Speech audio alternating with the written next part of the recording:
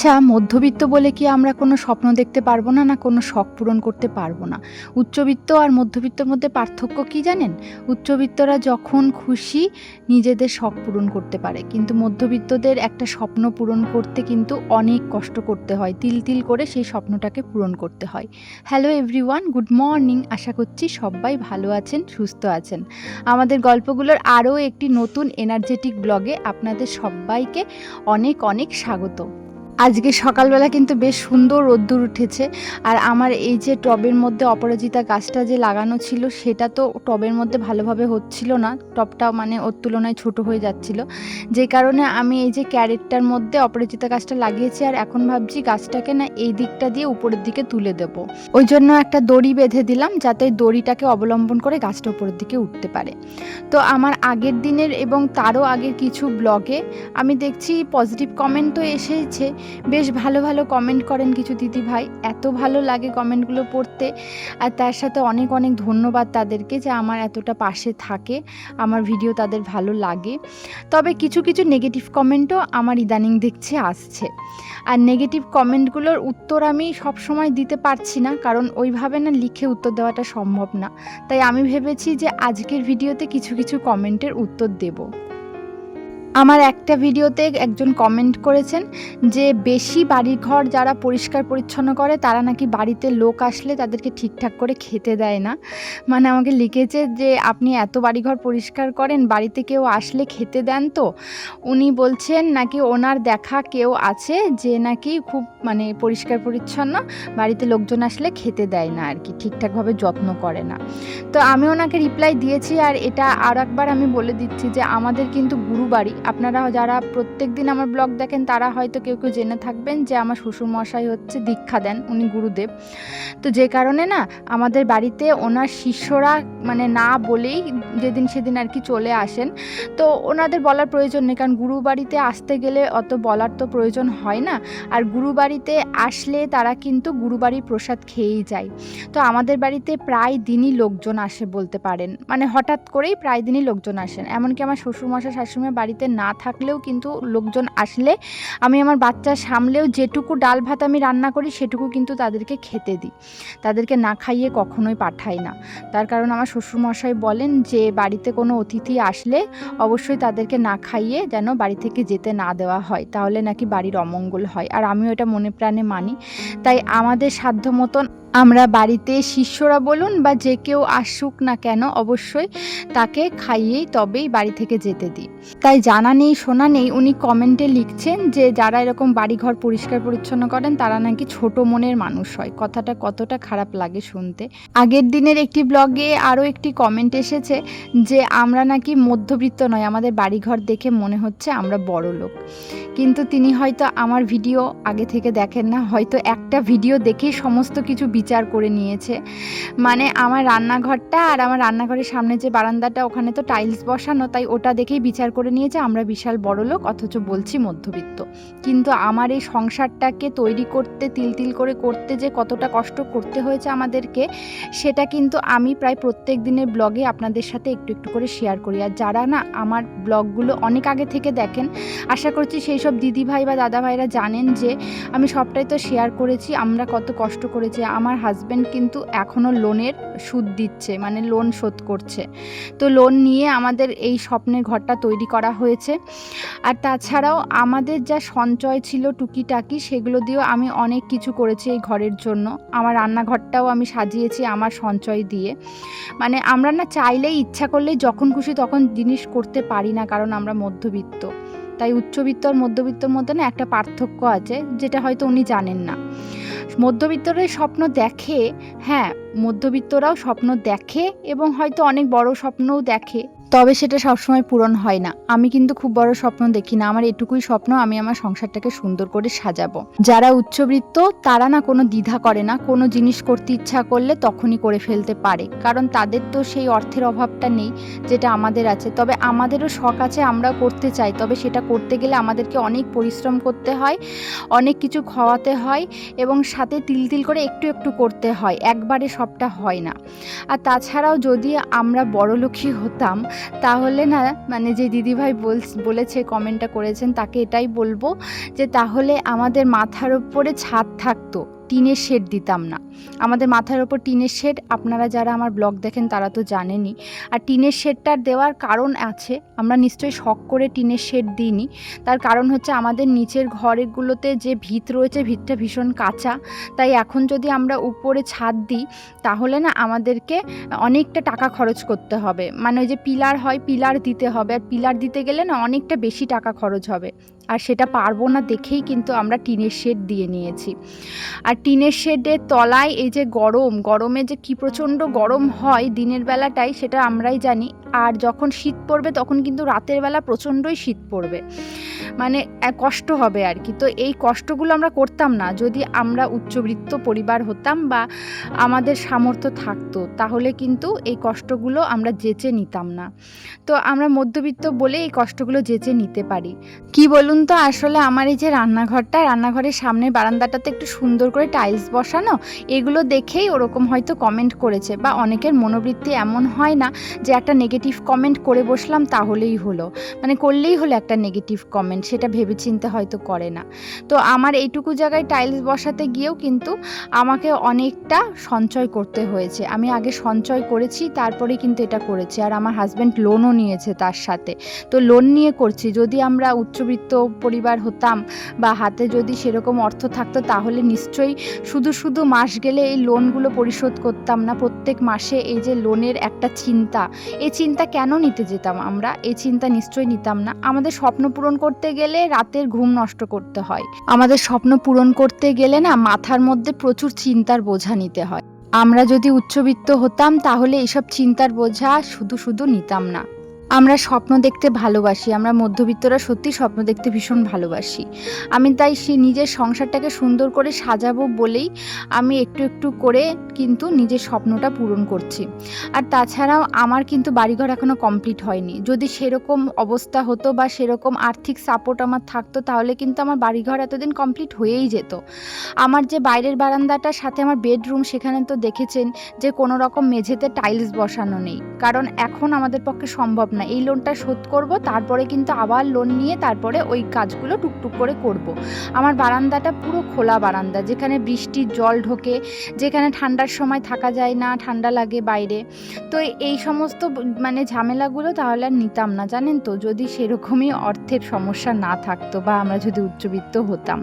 তো সবাইকে তো সব কিছু বুঝিয়ে পারা যায় না, কেউ ভীষণই অবুঝ হয় বা হঠাৎ করে না জেনে না শুনে ওই একটা ভিডিও দেখেই হয়তো তারা কমেন্ট করে দেয়। তারা হয়তো আমার একটা ভিডিওই দেখেছে, এতদিন ধরে যারা আমার ভিডিও দেখছে তারা হয়তো কিছুটা হলেও বুঝতে পারবে।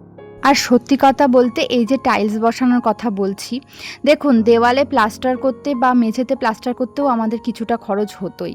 তো সেই জায়গায় হয়তো আরেকটু বেশি খরচ হয়ে যায় টাইলসগুলো বসাতে। তবে ওই প্লাস্টার করার থেকে না আমার মনে হয় টাইলস বসানোটা ভালো, আর একটু টাকা খরচ করে দেখতেও ভালো লাগে, আর জিনিসটা কিন্তু পরিষ্কার করতেও সুবিধা হয়। তাই আমরা ওই টাইলসটাই বসিয়ে নিয়েছি ওই জন্য। আর এই টাইলস বসানো মানেই যে আমরা বিশাল বড়লোক এমন কিন্তু ব্যাপার নয়। আমরা জানি যারা মধ্যবিত্ত তারাই ব্যাপারগুলো বুঝবে, কিন্তু যারা না অবুঝ তাদেরকে সবটা বোঝানো সম্ভব নয়, এটাই আমি বলবো। আর একটা কথা হলো, বাড়িঘর সুন্দর হলেই হবে না, বাড়িঘরকে সবসময় সুন্দর করে রাখতে হবে, এটাই হচ্ছে মেন কথা। বাড়িঘর যেমন তেমন হলেও সেটাকে যদি সুন্দর করে গুছিয়ে রাখা হয় না, এমনিতেই সুন্দর লাগে। তবে এই সমস্ত নেগেটিভ কমেন্টগুলো আমাকে খুব একটা নাড়া দিতে পারে না, জানেন। তার কারণ আপনারা যারা ভীষণ সুন্দর পজিটিভ কমেন্ট করেন সেগুলো পড়ে আর এই নেগেটিভ কমেন্টগুলো আমার মন খারাপ করায় না। তো আপনারা যারা এত সুন্দর কমেন্ট করেন, আমাকে এত পজিটিভিটি দেন, এত উৎসাহ দেন, তাদেরকে আবারও বলছি অনেক ধন্যবাদ। তো আজকে না আমি রান্না করলাম ওলের ডালনা। তো এই ওল কচুটাকে একটু ভাপ দিয়ে নিয়েছি, তাহলে গলাতেও ধরবে না, ভাপ দিয়ে যে জলটা, সেদ্ধ জলটা, ওটা ফেলে দিয়েছি। আর সাথে করে সেদ্ধটাও ভালো হয়। তো ওল কচুটা সত্যিই ভালো, মানে একটুখানি ভাপ দিতে না দিতেই না বেশ নরম হয়ে গেছিলো। আর আমি একটুখানি ঝোল রাখলাম। আর নামানোর আগে না একটুখানি ঘি আর গরম মশলা দিয়ে দিলাম, এটা দিলে ভীষণ ভালো লাগে। আর ঝোল রাখলাম তার কারণ হচ্ছে এই ওলকচুটাতে আপনারা যারা রান্না করেন জানেনই তো যে ভীষণভাবে ঝোল টানে আর কি, মানে কিছুক্ষণ রেখে দেওয়ার পরে যখন একটু ঠান্ডা হবে তখনই না দেখা যাবে যে ঝোলটা অর্ধেক হয়ে গেল, এতটাই ঝোল টেনে নেয়। মানে এই যে ঝোলটা রাখলাম এটা গা মাখা হয়ে যাবে, তো সেই জন্যই আর কি একটু ঝোল ঝোল রেখে দিলাম। তো সকালে ভাত আর ওই তরকারিটা করে নিয়েছি, এখন চলে এসেছি বিছানাটা গুছাবো বলে। আমি আমার ভিডিওতে সবসময় একটু পরিষ্কার পরিচ্ছন্নতা দেখাই, সবসময় চাই যে আমার বাড়িঘরটা সুন্দর করে পরিষ্কার পরিচ্ছন্ন থাকুক, আর আমার এতে মানসিক শান্তি আসে। তবে কিছু কিছু মানুষের জানি না মানসিক অশান্তি হয় বোধহয় এগুলো দেখলে, মানে কিছু কিছু মানুষ এই বাড়িঘর পরিষ্কার পরিচ্ছন্ন রাখাটাকে না মেনে নিতে পারে না, আমি জানি না কেন। মানে বলে যে বেশি নাকি বাড়িঘর পরিষ্কার পরিচ্ছন্ন রাখা, কেউ কেউ বলে ভিডিও করার জন্য করি, কেউ কেউ বা বলে এগুলো নাকি করলে মানে অন্য মানুষ যারা বাড়িতে আসে তাদেরকে ঠিকঠাকভাবে খেতে দিই না, যত্ন করি না, বা মনের দিক থেকে নাকি ছোট হয় যারা এরকম বেশি বাড়িঘর পরিষ্কার করে। তো এরকম নেগেটিভ কমেন্টগুলো পড়ে আমি অবাক হয়ে যাই যে তারা কি বাড়িঘর পরিষ্কার পরিচ্ছন্ন রাখে না, মানে তারা কি নোংরা করে রাখে বাড়িঘর পরিষ্কার পরিচ্ছন্ন না রেখে। তো জানি না তারা কি করে, তবে আমি তো এরকমটাই করি আর এরকমটাই করব সব সময়। আমার বাড়িঘর পরিষ্কার পরিচ্ছন্ন থাকলে আমার মনের মধ্যে অনেক পজিটিভিটি থাকে, আমার মন ভালো থাকে। আর ফাইনালি নিজের মনটা ভালো রাখাই হচ্ছে সবথেকে বড় কথা। সারাদিন সংসারে এত কাজ করার পরে যদি মনটা খারাপ থাকে, মনের মধ্যে সবসময় নেগেটিভিটি থাকে, অলসতা থাকে, তাহলে আমি মনে করব সেটা আমার সংসারের জন্য একদমই ভালো না। তো এখন আমি আমার মেয়ের সাথে গল্প করছি, ওকে একটু ছড়া শোনাচ্ছি, আর সাথে সাথে বিছানাটা গুছালাম আর ঘরটাও গুছিয়ে নিচ্ছি। আর একটা মা হিসাবে একটা বাচ্চাকে মানে সময় দেওয়ার সাথে এই সংসারের কাজগুলো সুন্দরভাবে গুছিয়ে করা, এটা অনেকটা কঠিন। আর যারা নেগেটিভ কমেন্ট করে তারা এটা দেখেই অবাক হয়ে যায় আমি কি করে আমার বাচ্চা নিয়ে সবটা সামলাতে পারি, হয়তো তারা সেটা পারে না। আসলে কি বলুন তো, আমরা চাইলেই সব পারি, সেটার জন্য না মনের মধ্যে জোর দরকার। আমাদের মনের মধ্যে যদি জোর না থাকে, সবসময় যদি মনের মধ্যে অলসতা বাসা করে থাকে, তাহলে কোনোদিনই আমরা আমার ঘর সংসারকে সুন্দরভাবে গুছিয়ে রাখতেও পারবো না, বা ঘর সংসারে শান্তিও বজায় থাকবে না। সবটাই কিন্তু আমাদের উপর ডিপেন্ড করছে, আমাদের মনের উপর ডিপেন্ড করছে। আর ওই যে বললাম, ঘর সংসার সুন্দরভাবে সাজিয়ে গুছিয়ে পরিষ্কার পরিচ্ছন্ন রাখলে তবেই মনের মধ্যে পজিটিভিটি থাকবে। হয়তো আপনি ভালোভাবে ঘর সংসার গুছিয়ে রাখেন না বা পরিষ্কার পরিচ্ছন্ন রাখেন না বলেই আপনার মনের মধ্যে এত নেগেটিভিটি আসছে। যাই হোক, আমি তো প্রত্যেক দিনই এক্সট্রা একটা ক্লিনিং করি, তো আজকে ভাবলাম না, হঠাৎ এই যে রান্নাঘরের দেওয়ালটার দিকে চোখ যেতেই দেখলাম ওপরের দিকটা তো হাত পাওয়া যায় না নিচ থেকে, উপরের দিকটা কিন্তু বেশ ময়লা পড়েছে, ঝুল তো পড়েছেই, তার সাথে সাথে না বেশ তেল চিটচিটে ভাবটাও হয়ে গেছে। যেহেতু ওই যে চিমনি নেই, চিমনি থাকলে এই জিনিসটা হতো না, বা এই খাটনিটাও আমাকে এক্সট্রা করে করতে হতো না। তো যেই দিদিভাই আমাকে বড় লোক বলেছে, সেই দিদিভাইয়ের কাছে আমি একটাই কথা বলবো যে আমি কেন এই খাটনিটা করতে যাব, একটা চিমনি লাগিয়ে নিলেই তো হতো। কিন্তু চিমনি তো লাগাতে পারছি না এত সহজে, কবে লাগাতে পারবো জানি না, অনেক কষ্ট করেই লাগাতে হবে। তো পারলাম না যখন, তখন এই খাটনিটা তো করতেই হবে। তার কারণ আমি তো এই যে বাড়িঘর ময়লা রাখতে পারি না, এটা তো আমার একটা স্বভাব, আপনারা জানেনই। তাই আজকে এক্সট্রা ক্লিনিং হিসাবে আমি এই তো এইদিকের সব রান্নাঘরের যে উপরের দেওয়ালটা সেটা একটু পরিষ্কার করে নিচ্ছি। জানেন তো খুব বেশি সময় লাগলো না, যেহেতু আমার একদম প্লেন টাইলস, সেই জন্য একটুখানি করে স্কচ ব্রাইটে একটুখানি সাবান দিয়ে ঘষা দিলাম আর উঠে গেল। আর সাথে এখন একটুখানি কাপড় দিয়ে ভালো করে কাপড়টা ধুয়ে ভালো করে মুছে দিচ্ছি, তো বেশ সুন্দরভাবে উঠে গেল। আর আমার সাদা টাইলস হওয়া সত্ত্বেও না একটুও দাগ থাকলো না। আর জানেন তো প্লেন টাইলস নেওয়া রান্নাঘরের জন্য এটা একটা সুবিধা। তো প্রত্যেক দিন যদি একটা করে এক্সট্রা ক্লিনিংয়ের কাজ রাখা হয়, তাহলে বাড়িঘর আমি নিশ্চিন্তে সুন্দরভাবে পরিষ্কার পরিচ্ছন্ন থাকবে প্রত্যেক দিন। কারণ প্রত্যেক দিনের এই এক্সট্রা ক্লিনিংগুলোই কিন্তু বাড়িঘরটা সুন্দর রাখে। আর এক্সট্রা না বেশিক্ষণ না, এক্সট্রা যদি হাতে মাত্র 10 থেকে 15 মিনিট সময় নেওয়া হয়, তাতেও কিন্তু অনেকটা কাজ হয়ে যাবে। শুধু কাজের স্পিডটা একটু বেশি রাখতে হবে। তো আমি মাত্র 10 মিনিটে ওই যে এক্সট্রা যে ক্লিনটা করলাম, মানে রান্নাঘরের যে দেওয়ালটা, সেই দেওয়ালটায় 10 মিনিটেই কিন্তু আমার পরিষ্কার হয়ে গেল। তবে এই আর কি, এই উপরটায় দাঁড়িয়ে আমার ভীষণ ভয় লাগছিল, তার কারণ আমার ওই যে উপর দিকে উঠলে একটু ভয় থাকে, এই ফোবিয়াটা আমার আছে। তো উপর দিকে উঠেছি তো, আর মনে হচ্ছিল হচ্ছিলো যেন স্লিপ কেটে পড়েই যাব, তার কারণ আমার যেহেতু এই জায়গাটা আগে থেকে ক্লিন করা ছিল না, একটু তেল চিটচিটা ভাবটা ছিল, মানে যেহেতু রান্না করেছি রান্নার কারণে আমার স্ল্যাবটা মানে কাউন্টার টপটা না একটু তেল চিটচিটে ছিল। আমার সেটাই ভুল হয়েছে, আগে এটা পরিষ্কার করে তবে উপরটা করতে হতো। তবে কি বলুন তো, আগে যদি আবার এটা পরিষ্কার করতাম তাহলে উপরটা পরিষ্কার করার সময় যেসব নোংরা ঠোংরা নিচে পড়তো তখন আবার পরিষ্কার করতে হতো।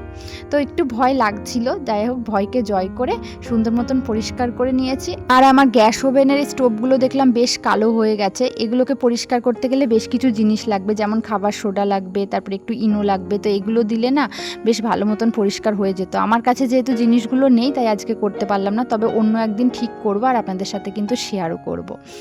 তো যাই হোক চলুন, রান্নাঘর তো ক্লিন করা একদম হয়ে গেছে। এবার আপনাদেরকে দেখাই রান্নাঘরের দেওয়ালটা কত পরিষ্কার ঝকঝকে লাগছে। গত দিনের ব্লগে তো আপনাদেরকে দেখিয়েছি যে রান্নাঘরেরই একটা দিক পরিষ্কার করেছি, তো আজকে এটা করলাম। তো এরকমভাবে প্রত্যেক দিন যদি 10 থেকে 15 মিনিট এক্সট্রা ক্লিনিং করা যায় তাহলে কিন্তু বেশি খাটনি করা লাগে না, মানে ওই সারা মাসের জমা ময়লাটা আর পরিষ্কার করতে লাগে না। বা বছরে একবার যারা পরিষ্কার করেন মানে পুজোর আগে, সেটা আর করতে হয় না। আর পুজোর আগে তো আর একবার এটা আমি করবই, দেওয়ালটা পরিষ্কার করবই। তো আজকের ব্লগটি এখানেই শেষ করছি, দেখা হচ্ছে আবার পরের ব্লগে। আপনারা সকলে ভালো থাকুন, সুস্থ থাকুন, আর যারা আমার পাশে থাকতে চান অবশ্যই চ্যানেলটা সাবস্ক্রাইব করে পাশে থাকবেন। আজকের মতন বিদায়, চলুন টাটা।